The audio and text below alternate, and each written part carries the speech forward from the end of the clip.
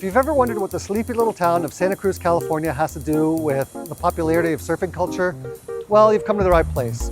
Welcome to the Ground Floor Innovation Channel, where we look at innovations and technologies that have helped shape society.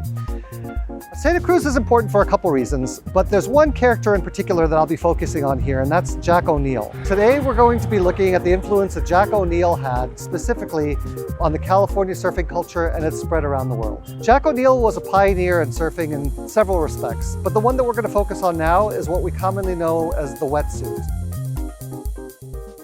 I was trying to work out how to keep warm. That water gets down below 50 degrees. Now, Jack was a Navy pilot in the 1940s, and he was an avid surfer. And after World War II concluded, he moved to Ocean Beach in San Francisco, where he opened the very first surf shop ever to exist. And by first surf shop, I actually do mean first surf shop. The concept of a surf shop was completely novel. No one had ever done anything like that before, and in fact, he actually registered that name. I remember one of the kids saying, "Hey O'Neill, you're going to sell the five guys on the beach, and then you're going to be out of business." But it just grew. So at Ocean Beach, the water's really cold. Jack loved surfing, but he couldn't stay out as long as he wanted. So he figured there had to be a solution. He took neoprene, which he knew from his Navy days, and he sewed it into surplus vests. And this allowed him to stay out in the water longer. And by staying in the water longer, they could enjoy the waves longer. And that was really what it was all about for Jack. He was a devout surfer, and the chilly water of Ocean Beach was just too much for him without a wetsuit. Pretty soon his buddies wanted one, and he realized, I've got the beginning of something here. I never thought anything like this would ever happen. I thought I was going to build a little shop in San Francisco. Jack had the right technology at the right time, but the audience for Ocean Beach was a little too small for Jack.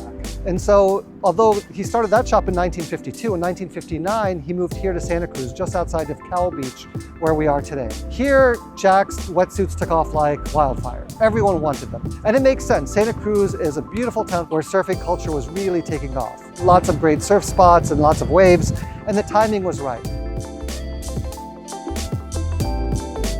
Jack's invention allowed surfing to reach into places it couldn't have been before. Previously, it had been limited to places like Hawaii or Southern California. Now people could surf up and down the coast in places that no one had dared to try before. And so we have Jack to thank for that.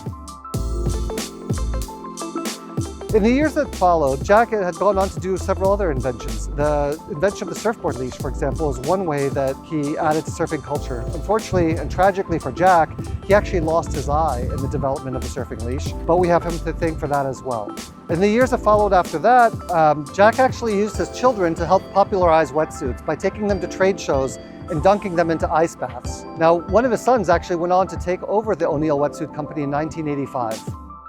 Jack was famous for a couple other things too. He was an avid sailor. He had a catamaran here in Santa Cruz. He liked hot air ballooning. He had a big balloon with the O'Neill logo on it. So he was definitely a fixture here in Santa Cruz. And as the company grew, Jack was helping to spread his love of the ocean far and wide. In 1996, he started something called the Sea Odyssey program, which taught children about conservation of the oceans and the environment. And then eventually in 2007, O'Neill was taken over by a company out of Luxembourg who run it to this day.